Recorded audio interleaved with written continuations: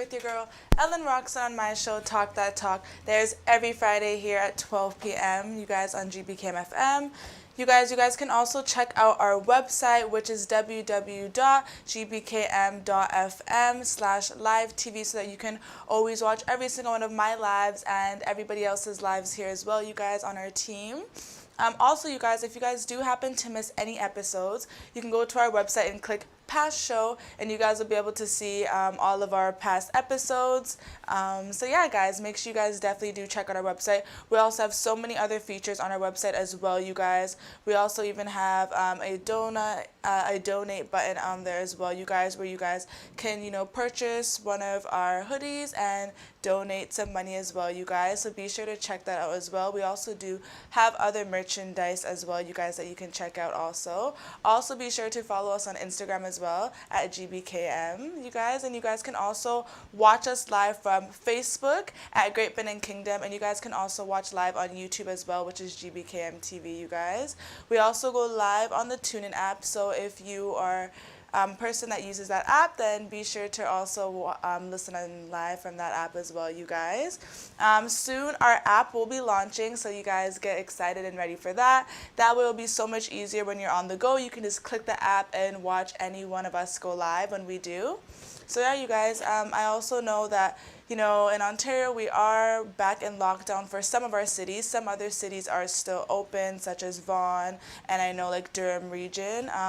Peel region and Toronto is closed, but that's okay, guys.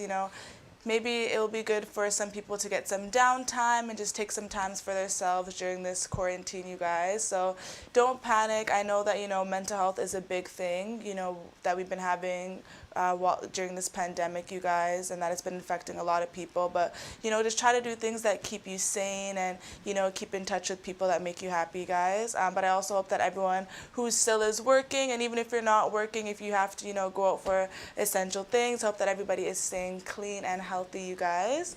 So on that note, you guys, we will take a quick little break just so you guys have a chance to get comfortable and grab a snack before I introduce you guys to my guests. So we'll be back in a minute, you guys.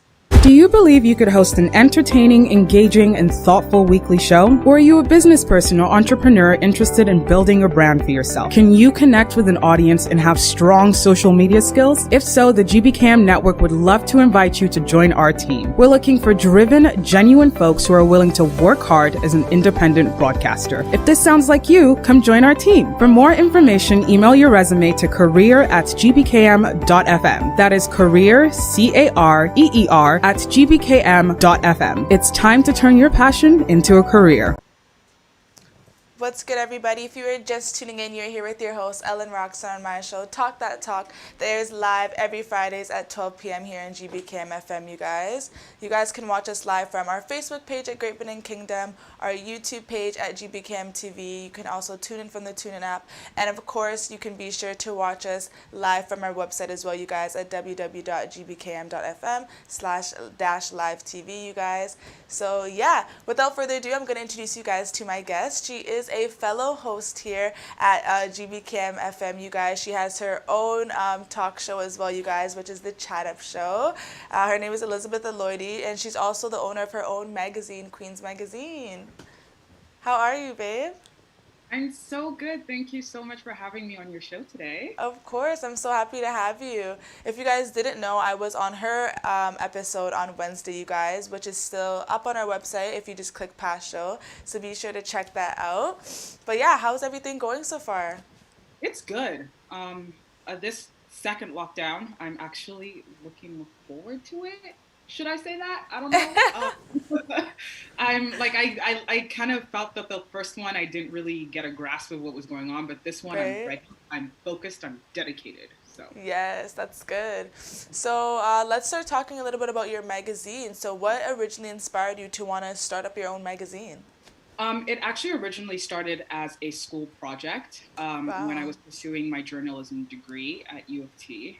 And we had to do courses in Centennial College as part of our degree program. So one of the final projects for that program was to start a magazine, and it was called the Entrepreneurial Project. It was supposed to kind of get the entrepreneurial juices flowing within the students and to give them an idea of what it would be like in the industry if we ever did get to that, leadership position. And also watching Devil Wears Prada growing up, I was like, I have Miranda Priestley vibes in me. So it made sense, I guess. Yeah. And I just wanted to do something that I felt 10-year-old me would be proud of. That looking back, there wasn't really a magazine out there for women that looked like me, for dark-skinned women of color. I didn't think that we were getting as much, exposure. I didn't feel like we were having enough justice, getting enough of our flowers, our accolades, if you will. And I just wanted to start something that would create a space in the market for women like that. So I started Queen. That's amazing. That's amazing. So what originally, how did you come up with your name for the magazine? What inspired the name? Yes. That's actually funny. I even remember the date where I was and what I was doing. So it was a school project, so I had a partner, and we decided we were going to go out for lunch to kind of start planning. And it was September 5th, 2017. And we were just sitting, we're like, what can it be? Can it be like skins? And I was like, no, that sounds weird. Yeah. And then we're like, should it be like something like to do with dark skin? And then I was like, how about just Queens, but spell it with a W? Because that adds something like a unique flair to it, but it still embodies the message that I want to give out with this magazine. And it's that we're all queens and we deserve to be treated as such. And so that's how I came up with the name. And I love it. I'm really happy with it. I don't think it's going anywhere. And there's just like a catchy ring to it that I feel worked perfectly. So that's how it started. For sure. I love it too. And like you said, it adds a nice little flavor, adding the W instead of the Q. So that's awesome. How long did it take you to, you said it was a school project, but how long did it essentially take you to get everything started up for your magazine? Wow. We started, this is actually an interesting story because that year was when a lot of colleges went on strike for 5 weeks. Wow. So we started in September, had kind of been thinking about it over the summer, but we really officially started in September when school started up again. Then by October, we were on strike. So all through the 5 weeks of strike, I was working on it, doing all of that. And then the first issue launched January 2018. So from September to January, we were kind of just building and developing and starting, all the social media pages, trying to build the brand, trying to figure out what the brand voice was, trying to figure out what Queens really is, to be quite honest with you. So it took us let's say a semester of school, but truthfully, 3 years on, I'm still building and developing it. For sure. It's an ongoing process, I will say. Yeah. So I know you said you did have a partner. Are you still working with that same partner, or is it kind of just you now? It's just me now, but I've been so fortunate this quarantine period, or this pandemic period, actually, the team has grown. We now have 2 writers that are working, providing content on a regular basis, and I have a social media manager. So it's not just me anymore, but we're hoping that we're going to continue developing and growing as the years go on. But it feels good. It's weird to say now. It's just me, and now I have 3 other people that are technically my employees, and it's the weirdest thing ever. But I love it, and I'm really proud of where we've come. Oh, that's amazing. I'm so proud of you for sure. I know we did show a picture of your most recent cover of your magazine. And I know this issue is kind of more geared toward fashion. So yeah, what kind of inspired you to kind of go the more fashion route? Because I know that your first issue was kind of a little bit more geared to maybe makeup and beauty. Yeah. So it originally started as a beauty magazine, and it was supposed to be for that niche. So dark skin beauty only. Yeah. But as the years went on, I was kind of no, there's so much more out there that we could really talk about when it comes to dark-skinned women of color. Yeah. And I thought that fashion was the next progression. And the summer before the issue had come out, or actually the year the issue had come out, prior I'd done interviews with fashion models and stuff. So I'd had these interviews and articles ready, but didn't publish them for some reason. And then I'd gone home for the summer, and I was just thinking, I'm what do I do next? I have this one issue out, but I haven't put another issue out in a year. What am I going to do? Yeah. And my mom would just do another one. And I was I don't know what to do it on. She's fashion. You have so many clothes. That's makes sense. Just do fashion. Yeah. And I was like, well, that makes sense because I have these issues, like these features and articles that I haven't published yet. So it worked. And then I met Catherine Aday at an event that I went to go cover for Queens. It was the Shea Moisture event, I think. And That's we'd who's gotten on the cover, talking. right?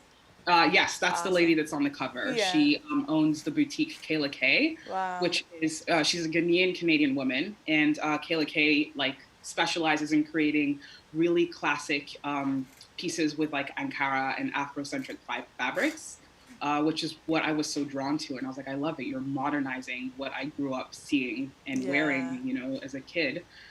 So I got to talk to her, and then we decided, I was like, you're the cover queen. So I was like, okay, let's make it about fashion for the culture. And that's what I called this issue. It's fashion for the culture, because it's really talking about how within the Black community, like the large diasporic Black community, we really are some trendsetters, okay? Yeah. Whether people like to agree or not. So I thought that it was important to feature that and showcase that and say, like, this is what is happening in the fashion industry currently, and this is why we should be proud of it. No, for sure. I even got to actually flip through the issue, and a lot of the pieces are very powerful. So if any of you guys watching have a chance to, you know, give a look at her magazines, you guys, it is online. Yeah, it's very powerful. There is so many good pieces, a lot of good reads, and beautiful photos in there. So yeah, it was really awesome to look through. It's amazing. How long does it usually take you to come up with these issues? Ooh, too long. This one, I think, because I said that I'd done articles and interviews prior, so I think the first one I did was February of 2019, and the issue did not come out until September of 2019. Okay. So let's just say it took that long. But generally, like from the first issue, this issue, it was like at least like a good 3 months of work. Okay. Like working on it constantly, because it's just me for the most part. You know, I had writers come on board, but it's me doing the design, the layout, and some of the photography as well, doing all this editing. So it's like a lot. And I was working full time. Wow. So I was trying to balance and juggle everything. And then we had this come out in September 2018. Wow, that's amazing. What was it like interviewing some of these ladies that you have in the magazine, and just, you know, being able to put something so amazing together with all of them? It feels really good. It feels validating, first of all, that these women would agree to be interviewed by me, because I'm like this newbie in the industry. You know, I still deal with imposter syndrome, thinking like, how am I a whole editor? Who do I think I am? But, I got to speak with Marcy Ian, who is now in Parliament too. Congratulations, Marcy, for Toronto Central. But I'd gotten to interview her while I was at Centennial for school. So we already had that kind of relationship established. Yeah. And after speaking to her, I was like, how do we as Black women get into this industry, especially in the Canadian media, where, you know, it's not as diverse when it comes to having a seat at the table. There's not as much recognition for, you know, Black issues in the media unless you really fight for it. And one thing she told me was, why does that even matter? Just do what you need to do, focus on what you want to do, and I can guarantee the doors will open for you. And that's something that really stuck with me. Because the next year I started this magazine, and I actually got to meet her again right before we went on lockdown, like literally the week before. Oh my and I gosh. was telling her, I was like, you inspired me so much to just go for it. Because for so long I was like, I don't know. But like what she says like still rings true in my head. And I'm like, why am I stopping myself from reaching my potential just because of what I think other people will feel about me? Like, people will have opinions no matter what. So don't let that stop you for going after what you want in life. And I've met so many other people through this magazine who are just as inspiring. Catherine Aday, who is also a mother and a thriving businesswoman. Recently, I interviewed Shannon Mack, who's been in the industry for 15 years as an entertainment media personality. Like, there are just so many women that I get to interview. I have the privilege of interviewing that makes it all worth it. Yeah, I can imagine. No, yeah. So many beautiful ladies, so much to offer with this magazine. So like I said, guys, make sure you guys do check it out. The magazine is awesome. Hopefully we can see another one soon. Do you kind of have an idea maybe when you're going to be dropping a next issue? You know what? I'm kind of, because this is a digital magazine, Yeah. and I'm kind of like, let's think realistically. How many people are still really flipping through a printed magazine and sitting Mm-hmm. reading it cover to cover? And I Mm. feel like there are different ways that we can tell stories, that it's not just black and white print. Yeah. That's what we're really focusing on now at Queens, is like doing these monthly series where we publish articles on the website within the theme of the month. And Okay. then we also have the new Queens Talk series as well, which I do. It's once a month with a featured queen. Yeah. And we talk about issues within that theme, but also to, highlight what the work that they're doing too. So I feel like that's the route that we're going to go towards as a digital magazine, Yeah. really falling into the digitalized aspect of it. Yeah, no, for sure. With our new generation, like you said, with millennials, everything is really online, on social media. So I think it's definitely smart to kind of go, the more web route. But could you ever see yourself maybe printing magazines and, having them sell in stores at all? I don't know, because of the trees. Like, I have a bookshelf full of magazines that I just collect because I think they're pretty. Yeah, But ask me how many I've read through. I can agree with that one. Like, they're gorgeous, and I love the glossy pages of a magazine. But like, Yeah. Queen for me isn't just about the glitz and the glam. Like, I want it to be real women, real stories that you can feel like connected to, you can interact with. And that's Yes. what's really important for me. And I think that we're really growing a community where that is a possibility, and Yeah. it's happening. And seeing it happen makes, just kind of like validates why the way that I feel. And I'm like, I don't know if I'm gonna Yeah, have for physical sure. copies. But maybe, online newsstands, because they got that now. They have like Apple News. Yes. Never know. For sure. So I know that you said you went to school and that's where, you started your magazine and stuff. What was school like for you? How was that? I hated it. I mean, I Straight to the point. Hated it. Wasn't for me. I straight to the point. I'm not even going to beat around the bush. Yeah. I didn't hate it, but I did feel like I didn't see myself as a journalist. I didn't see myself as, the traditional journalist. Like, I wasn't out here looking to cover crime stories. I wasn't out here looking to go check out hard news. Yeah. And it was hard for me, and I kind of struggled with it, even though I will say in Centennial, a lot of the teachers that I had really did see the potential in me and knew how to like work with the skills that I had. Mm-hmm. But within myself, I was always just like, I'm probably never going to go into journalism after I graduate. I thought.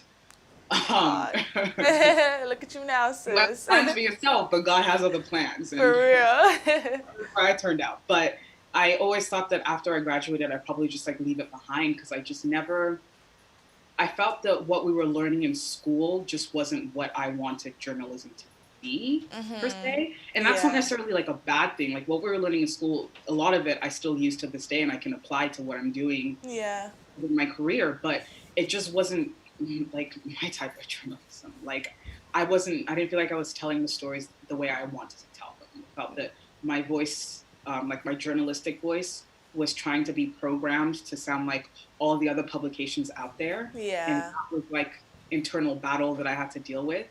And which is why I love that I have my own thing now, because it's whatever voice I want it to be. Exactly. You're your own boss, sis. It's always the best. For sure. How long were you in school for? I was in school for 5 years. Wow. 5 very long years. But because we did the year and a half or 2 years at Centennial, and then I picked a minor that was annoying and was only offered during the fall and winter classes, fall and winter semesters, sorry. So I couldn't really do extra courses in the summer like a lot of my other counterparts. And because I had gone away to Centennial, that like disrupted the flow of my scheduling. But I think that I needed those 5 years to kind of grow and mature into the journalist even that I am today. Yeah. And just in general, the woman I am. Like, I don't know what I would have been doing if I'd left earlier. Like, No, yeah. I wasn't ready. Like, I still feel like I'm not ready for adult year. Yeah. 5 years in school, but I think it was worth it. Wow, no, that's awesome. Good for you. I personally have to agree with you. School wasn't for me. So, Mhm. 5 years strong, girl. Like, good for you on that. Because I don't know if I could have lasted 5 years in school. You know what? Honestly, towards like I think the last semester, honestly, was so important for me because I met so many new people that I probably would not have interacted with if I'd left earlier. And Yeah. that for me was like enough like validation, like, okay, I was supposed to be here. I was supposed to stay the 5 years. But when they told me I was gonna do 5 years, girl, I cried. I called my mom. I was like, they're telling me I'm doing 5 years. I can't graduate early. Oh. I was like, I want to leave. Year was like I think it was the year that I needed because my course load was lighter. Okay. So it wasn't as stressful. Mm-hmm. So it really allowed me to kind of prepare myself for adulthood. Not enough Yeah. because I'm still shook. Right? Adulting ain't fun, sis. But I feel like it was what I needed. Yeah, no, yeah, that's good. No, for sure. I feel like, everything happens for a reason. Like you said, God had other plans for you, sis, and look at where you are now. So I think it was definitely worth it for sure in the long run. So, speaking on your magazine, like you said, you felt like, there wasn't enough magazines out there, that represented you or, other black women out there. So, when people look at your magazine or, check out your magazine, what is maybe something that you kind of want them to take away after looking at them? I want them to realize that you don't have to be a celebrity to receive recognition. And the reason that I said that I feel like there weren't a lot of magazines out there that represented me. I mean, there was Essence, there's Jet, there's Ebony magazines. So, like, I don't want people to be like, oh, what are you talking about? Like, I know. Yeah. But I feel like with those magazines, like, a lot of, like, they're just too glossy for me. Like, Yeah. I don't like how a lot of magazines try to paint this picture of perfection when the world really isn't. Yeah. And for me, that was what I kind of wanted to steer away from. Like, I don't want it to be like this glossy magazine that, women are looking through and being like, oh my goodness, I can never be like her. Like, I want it to be like, yes, this lady is doing something that I didn't even think was possible for me, and I'm inspired to go ahead and do it. Yeah. I'm not saying that these other magazines don't do that, but that is the main focus, and that's what I want people to really take away. Like, I don't want them to only see these highly produced photos and like highly photoshopped photos even. I want them to really take in that these are real women. Yeah. Also gone through real life with real issues, and they can also be inspirations. They don't have to be these A-list celebrities that we see everywhere. They can be your next door neighbor that you didn't even know was doing so much to make a difference. And here she is. Yes, she's doing what she can do to, make a positive change in this world. Yeah, no, for sure. That's amazing. I love it. So keep doing your thing, sis. I know that your background is of Nigerian descent. How would you say it was for you, growing up as like a young Nigerian girl? I was always proud of my Nigerianness. Yes. But this is going to sound so ignorant. I didn't know that I was like black per se. I just knew that I was Nigerian and my skin was darker. Yeah. And then because I grew up in Europe for a majority of my life, and we moved around a lot. So the one thing that I really held on to was the fact that I was Nigerian, because that's really all I could hold on to. That was the only culture that I could grasp onto. I guess it's like the immigrant story, but it's kind of a confusing one because we didn't just go somewhere and then settle there. Like, we were constantly moving around. So there was like a lot of like identity situations going on within me.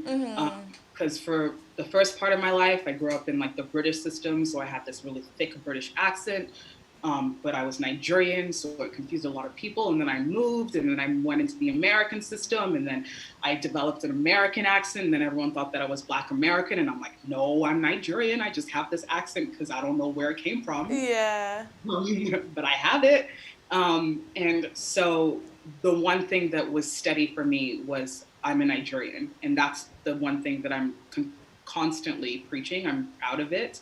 I'm a proud Yoruba woman. Okay. Yes. And anyone that knows me knows that. I love Nigeria. I love Nigerians. I love my country. Though, on the show sometimes we talk about the issues a little bit, but it's coming from a place of like love and wanting to see it flourish and be what I know it can be.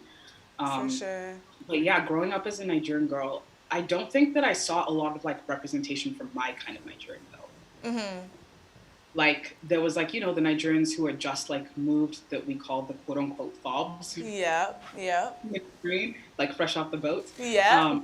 But but I had left when I was 1 years old, so I didn't really like Aw. grow up within the culture. I grew up Yeah. with my parents teaching me about the culture, essentially. And they did a really good job, to be quite honest with you. Shout out to mom and dad, because for Aw. someone that didn't grow up there and I can still speak and understand our native language, like That's amazing, props to you. sis. Can't say the same over here. But I represented as like my kind of Nigerian, because like I was a Nigerian that was like moving everywhere with all these different cultures everywhere, and it didn't make sense to a lot of people, even to Nigerians, because till this day people will tell me I'm not Nigerian enough, and it Wow. irked my soul, because I'm like, I have the passport, I speak the language, Yeah. like I'm dark skin, like what else do you want me to What? like prove that I'm Nigerian? Do you want me to like sit here sitting in like the full attire and like constantly speaking in Yoruba for you to like appreciate and respect the fact that I'm a Nigerian? Like I don't Yeah. what does that even mean? Yeah. And so that was something that I was also dealing with growing up, is that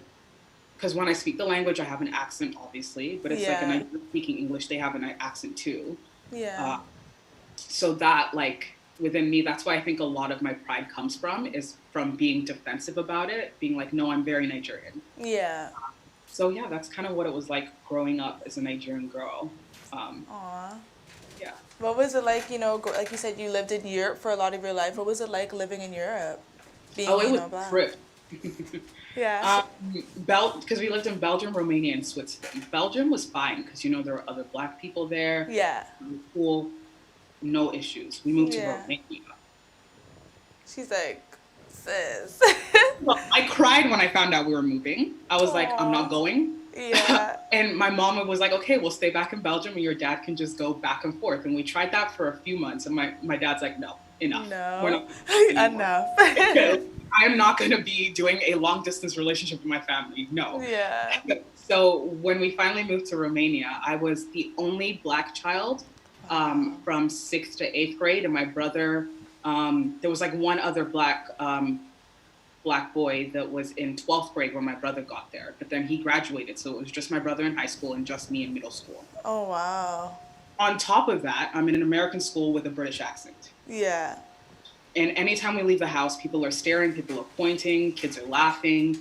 Some people are trying to touch your skin to see if it's like gonna rub away. Wow. And as a child, like I was 11 experiencing this, and I'd never experienced something like that before. Yeah. So I think that really played with my self-esteem. So I was like, I'm gonna do everything to try and assimilate. So I started trying to learn Romanian, picked up a little bit of it, but Aww. I kind of forgot it now. Good And for then you. I started faking an American accent that just stuck, so that people wouldn't be like, why do you sound like that? Why do you look like that? I just didn't want to have an extra thing that made me different and made me stand out. And now I'm like, why would you do that? Like, there's a reason you are the way you are. It's perfectly fine to be different. It's perfectly fine to not sound or look like other people. Mm-hmm. You don't need to necessarily fit in to be accepted. Yeah. But as a kid, peer pressure, all of that. Like I was a child. And even with like my parents and my family, we had lived in Uzbekistan at one point, and we were also being people. Yeah. So my parents were kind of used to that. They were like, oh, this is just like Uzbekistan all over again. But for me, I didn't remember that experience. So it was like weird. And I didn't ever want to go out in public for like the first few years, because I was like, I don't want people staring at me. Like, I don't want to be looked at. Like, don't look at me. And even till this day, I sometimes like that like little bit of anxiety comes up where I'm like, why is everyone looking at me? Is everyone looking at me when they're really not? But I think like slowly overcoming it and just becoming comfortable and confident in my own skin has also helped. Oh, that's awesome.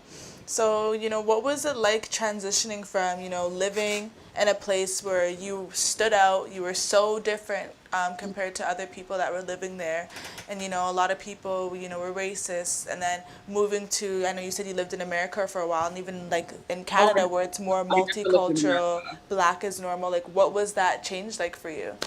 I never lived in America. That confuses everybody, do not worry. They all think a lot of people think I'm from like New York, but I'm like, no, that's just the British accent mixing with the American accent that's confusing. But I've never lived in the States. I don't know if I will, to be quite honest with you. But moving to Canada, um, it was a shock in the beginning, just because of the way I'd grown up. I grew up with a level of privilege that, a lot of people don't want to recognize for Black people, I feel like.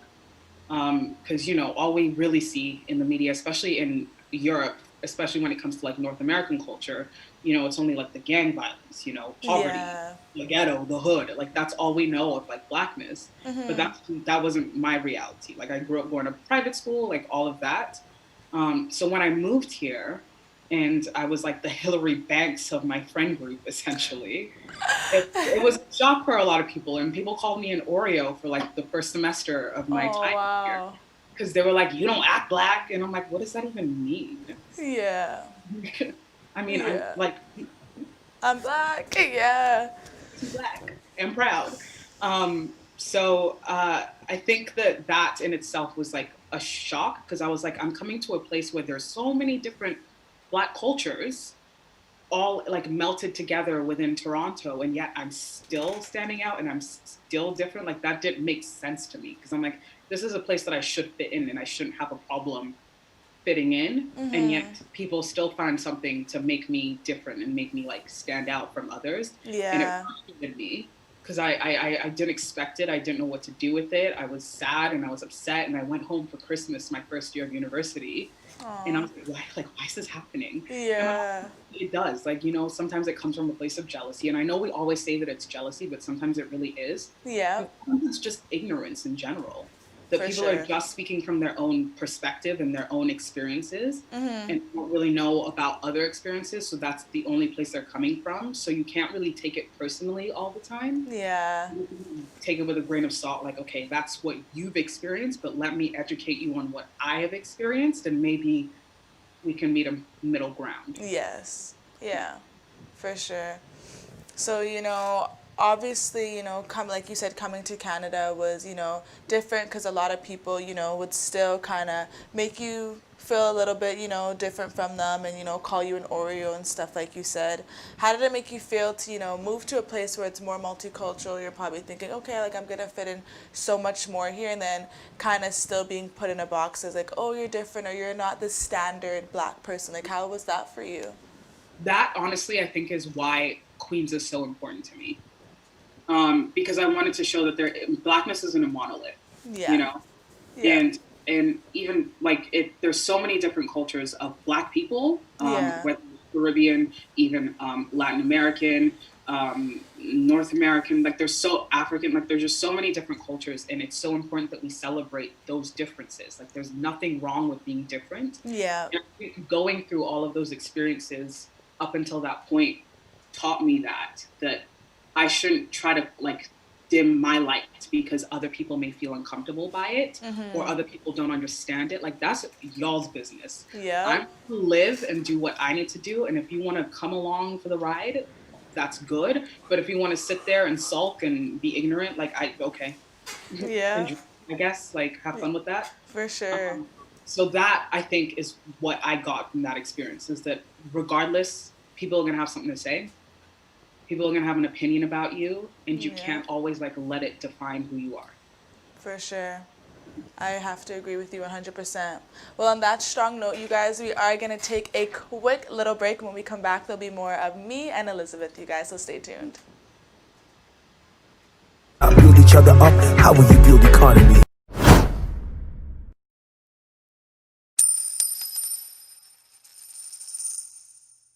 Do you know who you are? What is your name? Sometimes you wonder why and wonder how. Don't be alone. Just stay calm, cause even if you choose or not to. My child, recite the words of this ancient mythology. The wisdom I disperse in this verse, no apology. Memorized to keep you from evil theology. For you, the darker hue, you denied your equality. See, for generations we perpetrated psychology. Divide and conquer each other, really lynch policy. You cannot build each other up. How will you build economy?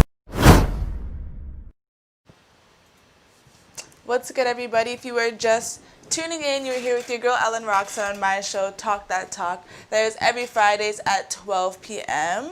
I believe this is my 10th episode, you guys, of my third season. So I will probably take a couple week break, you guys, but don't worry because I'm going to still be doing a lot of stuff on my media page as well, you guys, for you guys, so that you guys can still, keep up with me and still, get some of that talk while you guys are in quarantine, you guys. So make sure you guys stay tuned and follow my media page at Talk That Talk Media so you guys will be updated and you can watch the lives and stuff that I do while I'm away for the couple weeks, you guys. But yeah, guys, I'm here with my guest Elizabeth. We've been having some great conversation about her magazine Queens and what it was like for her growing up as a young Nigerian girl, you guys. So we're just gonna get back into this great conversation. So I know you mentioned earlier that on your for your Queens magazine that you do also a Queens Talk, and I've also checked that out a little bit on your Instagram as well. What kind of inspired that? Honestly, this, but also wanting to create a digital magazine. And I think that a lot of people now, video content is really dominating in the media industry. Yeah. So I thought that, okay, this is a great opportunity for not only to read about the women I'm featuring, but to also see and engage with them and see them in real time.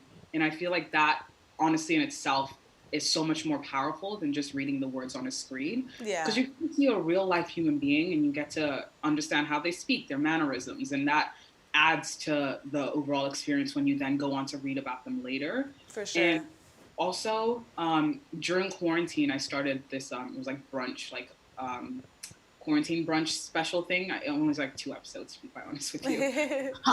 But I was like speaking to my social media manager, and she was like, honestly, this content is doing well, so let's create something that's more regular, that people can look forward to, and it also, works within the Queen's brand, and it makes sense because you already do this anyway, so just incorporate it into Queens, and it works. And I was like, sure, that I don't object to that. Yeah. And the response to it has been overwhelming, genuinely. Like, I did not expect so early, because we've only been doing it, I think we've done 3 episodes now, so it's 3 months in the making. Awesome. And we're getting people who are requesting to be on the talks and all of that stuff. So clearly this is something that folks wanted, and it's a new way to engage with our community. It's a new way to actually be able to do some hands-on work and get to know the people that are following Queens and get to know the women that I'm featuring as well on a deeper level. Yeah. That's awesome. I know we do have a clip here of you having an interview with one of the lovely ladies as well. So we're going to insert that here for everyone to take a look at. Sometimes you want to hear it from other people, to validate what you feel inside. But then it's also deciphering if you need that validation just to feel the love, or if it's you already feel the self-love and you're feeling confident within yourself, and it's just an added bonus that other people can see what's resonating from inside you. But that self-love. Yeah. Do you know what? Society as a whole has damaged us. It has. I do psychology too, and I'm trying to try and understand how we think, and it's because we've been open to seeing quite a lot of things, what beauty is, and what what society standards of what acceptable standards are. So we are programming that way to believe that, and it takes a lot of life experiences for you to understand who you truly are within. It took me a lot of mistakes and a lot of people doing the wrong thing to me to be no, Vitasha, you need to love who you are first. A lot of bad friends kind of pulled me in the wrong directions because I wanted to fit in. I wanted to feel like I'm that go-to girl, cool. But you have to stay in your own lane and just be comfortable with you personally. And that takes time. It takes time and courage. It takes a lot, Well, that was an amazing little clip there. I know you guys, you were kind of talking about, self-love and not, letting people steer you in the wrong way. So what kind of inspired that topic? Yeah, so Victoria Cunningham, who was the lady I was speaking to in that clip, she started her hair care company, Cosmetics, sorry, because after she had given birth, she was dealing with postpartum alopecia. Oh, wow. And when I met her, I was like, what is postpartum alopecia? And what? That is another side effect of She pregnancy said, that no one what? talks about. I actually just We recently go learned through about that it. too. So I was like, Yeah, yeah. right? Like, huh? God, why? I thought it's supposed to But grow, not fall out. so that was what inspired her to start her company, and she was talking about how she had like suffered so much with the hair loss. She just felt that she wasn't beautiful, and she wanted to do something to change that. And Queens is all about self-love, self-care, Yeah. self-appreciation, self-actualization, all of the selves. So it was kind of like the natural progression of the discussion to talk about how beauty standards really influence how we feel about ourselves inside. Yeah. Even with the natural hair movement, you know, we see that there are certain acceptable, yeah, hey, that's a rocket. But we see that there's certain acceptable types of curl patterns and lengths of hair Yep. that are being praised on social media and in the media, and even when we watch TV. You know, they're putting women in wigs instead of just letting them wear their natural hair, like wigs to look like natural hair or the Yeah. acceptable form of natural hair. And it irks me because I'm like, but that's they have hair growing out of their head. Why can't they just wear that? Literally. So in that little clip, we were kind of talking about how, you know, it's good to talk about self-love, um, but and it's fine if you want to get, you know, validation from the outside world to say like, oh yes, we see your beauty, we see that. But is it that you're depending on that to feel the self-love within and to see your beauty, or is it that it's what's resonating from within you? You know, the light is shining out and the world is seeing that. Like that's what you need to differentiate between when you're thinking about self-love. Like, is your self-love dependent on other people? And if it is, maybe you need to do some deeper inner work to Yeah. get to a point where other people's opinions about you, like if someone comes and tells you ugly, you're going to be like, where? Yeah. You know, For because sure. people will say that. They will talk Yep. outside their neck to try and Yep. come for you. um, but yeah, I think that even then, just like self-love is just a complicated journey, and I don't think there's a final destination with it. It's constantly ongoing. There are going to be times where you just don't feel your best, you don't feel like you're fully who you need to be. Yeah. But if you keep working at it and you just keep reminding yourself that like, yes, I'm worthy of good things, I'm worthy of loving myself, I'm just worthy, period, and I'm blessed Amen. and highly favored.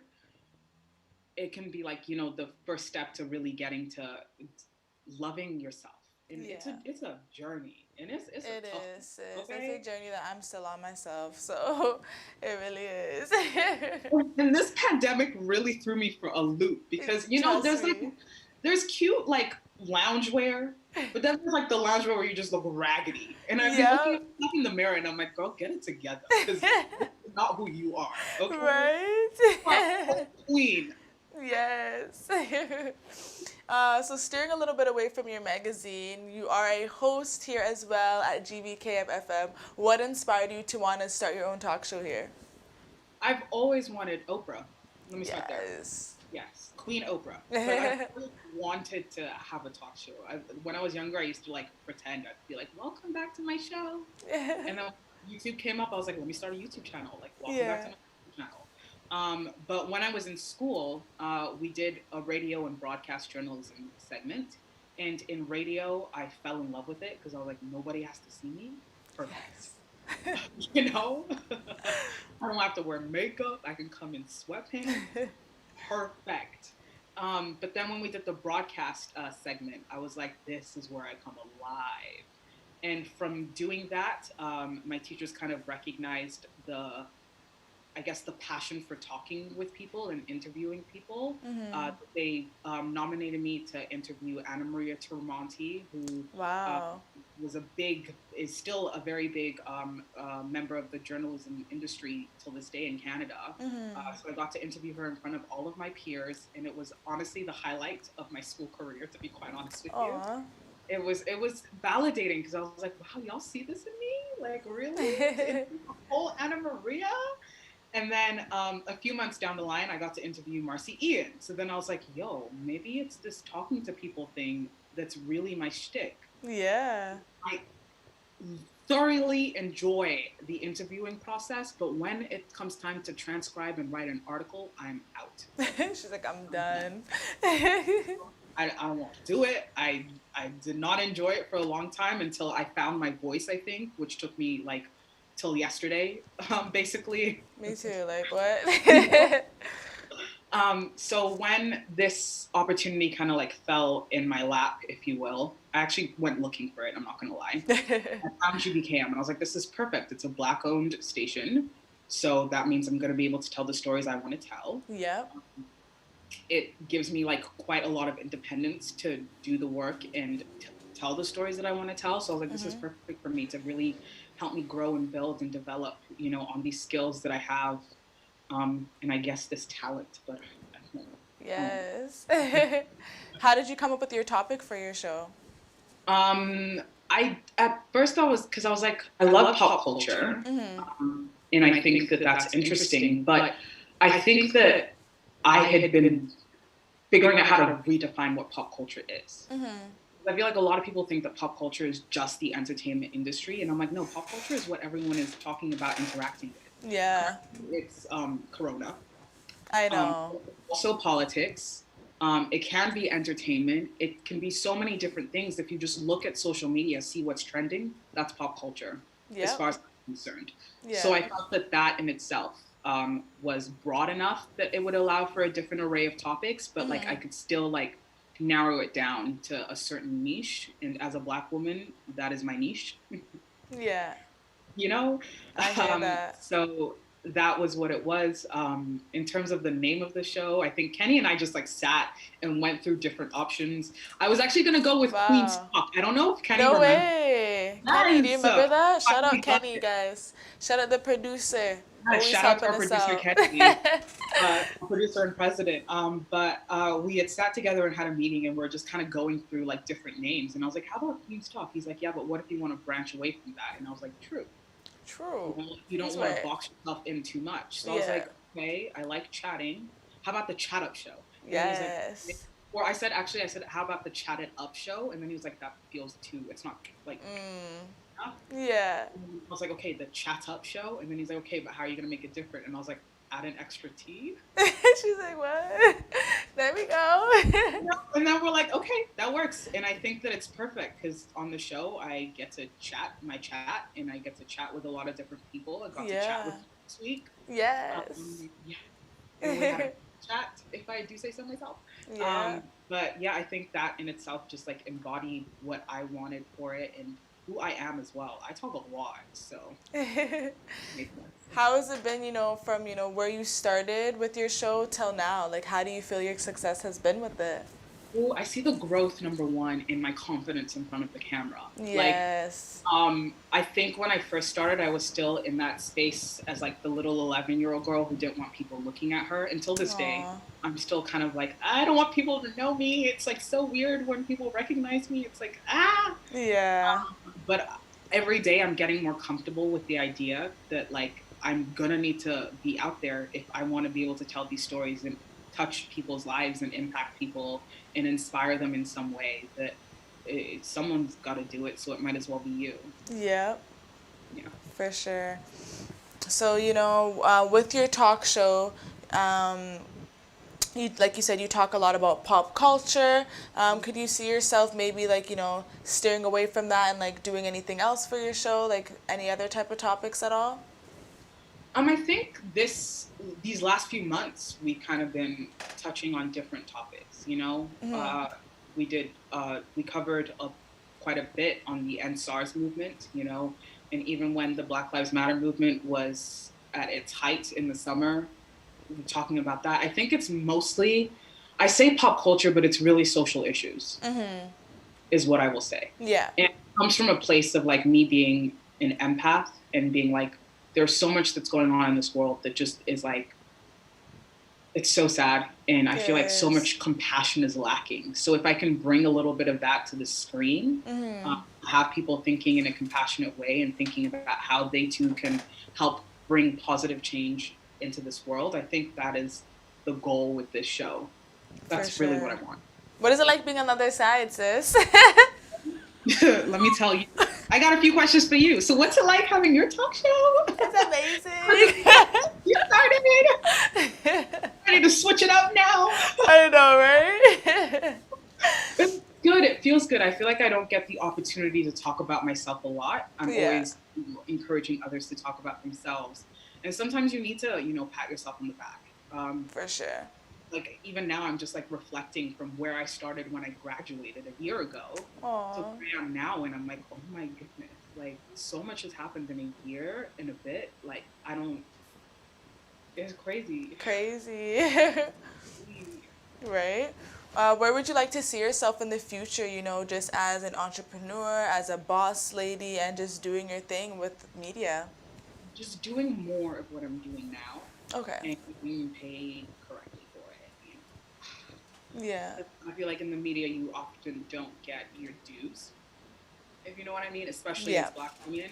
We're often like left aside and we're often, tossed like the scraps or whatever. Can you just speak up a little bit louder for me, baby? Just a little, okay? Of course. Yeah, like I definitely feel like in the media, like Black women are often just like left like with the scraps of things. They're not really given their dues. Yeah. So I'm hoping that in the future, I can really be like a voice for those who feel that they're voiceless. I hope that my platforms that I'm building and growing will be that voice for the voiceless. And yeah, I just want people to like be inspired and like want to do good and make good changes in the world. Like that's really what I want. That's what I look forward to in the future. Yeah. I don't know, like personal gain mainly. Like that would be great if it would bring more successes to me personally. But the overall thing is in the future, I want to have platforms and be part of things that are just positive changes that I want to see in the world. Yeah, for sure. So lastly, what advice would you give to, young Black kids out there, just young Black people in general that are just, out there that, are kind of were the same as you, felt judged and kind of were scared to, let their voice be heard, but, want to do stuff in the media? Oh, please do it. Please. It's those very people that I feel like we need the most. Yeah. No, because there are a lot of very loud and wrong people out there right now with platforms that I feel like you're just adding to the problems. Yeah. So just as Marcy Ian told me, don't let that stop you. Just keep going. It's so worth it. It really is. And it's hard. It's hard because there's some days where I'm just like, I don't even want to deal with it. Like, No, yeah. I can't. But then I know why I'm doing it. And I think that is what's important, is remembering your why. And that will really help you keep pushing forward. And people will always have an opinion. Always. Yeah. They always have something to say. Yeah. It's just knowing when to tune that out and focus on what you're doing. Of course, there's certain opinions that can help you grow. So it's not everybody you need to be like, oh, be quiet, you don't know what you're talking about. Yeah. But at the same time, like you can't just let all the noise in because that will drown your voice out. And it's important that you speak up as well. It's hard. It takes some work. Don't push yourself further than you can because then that might be your breaking point. Yeah. Take it day by day. Start small. If you do want to get into the industry with an internship, if it's possible, looking out for a mentor. Heck, if you want to reach out to me, you totally can. Yes, like, or me. I don't know much, but I'll try and help. Yes, reach out to us. We're here to help. We're on the come up too, guys. Yes, we are both Black women in this industry, and we're trying to, do the do. Yeah. But yeah, I just don't want people to give up because of what other people think. Like that annoys me. For sure. People thinking certain things, it's like annoys me, like negatively, especially it annoys me. But it makes me sad when I see people give up on their dreams or their hopes and goals that would really bring so much light to the world because of one person said to them one time in their life. Like if every successful person listened to that one naysayer, we probably would not be where we are today. Exactly. So everyone keep on pushing, keep doing what you gotta do. We're in quarantine lockdown. Maybe, try to find stuff that you can get started while you're in lockdown, you guys, be productive and just try to get things done and always shoot for the stars, you guys, because nothing is impossible. So thank you so much, Elizabeth, for being on my episode today. Feel free to shout out some of your socials and all that good stuff for everyone. Yes. So the Queen's Instagram and Twitter is the same. It's Queen's Magazine, QWEENS Magazine. And our website is queensmagazine.com, where you can check out all the articles and features and the magazine's issues as well. It's all online. It's free as well, accessible, which is really important for me. So do not worry, you don't need to pay a subscription fee. For my personal as well, it's TIS_Liz_O, where I'm posting both of my lives and careers, both about the Chat Up Show and about the Queen's Magazine as well. So if you want to get your early updates about those, totally check me out on Instagram and Twitter. And I think that's it. Awesome. Thank you. Well, thank you everyone for tuning in. Be sure to check out our website, you guys. Like I said, just in case if you miss any episodes, you guys can go to www.gbkm.fm/ past show, you guys. Or if you guys want to watch the episodes live, be sure to do that too as well. Our app will be launching very soon, you guys, so look out for that, so you guys will be able to take us everywhere you go, on the go, you guys. Like I said, you guys, I will be gone for a couple weeks, but don't worry, you guys. There's still going to be so much more for me to come in the new year. I'm going to be coming back bigger and better, okay, you guys? So make sure you guys stay tuned for that. Follow me on my media page, you guys, Talkk Datt Talkk Media, so that you guys can still stay updated with me while I am away, you guys, and I'm not here. But also, guys, if you guys are missing me, like, you know, make sure you go to our website, go to past show, and you guys can watch all the old episodes as well. Also, be sure to donate and buy some of our merch, you guys. But yeah, I hope everyone just stays healthy and safe during this second lockdown, you guys. Try not to go too crazy. Try to be productive and just stay safe and clean, you guys. Thank you guys so much for tuning in onto my show, you guys. That airs live every Fridays at 12 p.m., even when I ain't here, okay? So thank you so much for tuning in. I hope everyone has an amazing Friday and keep on rocking. Do you believe you could host an entertaining, engaging, and thoughtful weekly show? Or are you a business person or entrepreneur interested in building a brand for yourself? Can you connect with an audience and have strong social media skills? If so, the GBKM Network would love to invite you to join our team. We're looking for driven, genuine folks who are willing to work hard as an independent broadcaster. If this sounds like you, come join our team. For more information, email your resume to career@gbkm.fm. That is career, CAREER, at gbkm.fm. It's time to turn your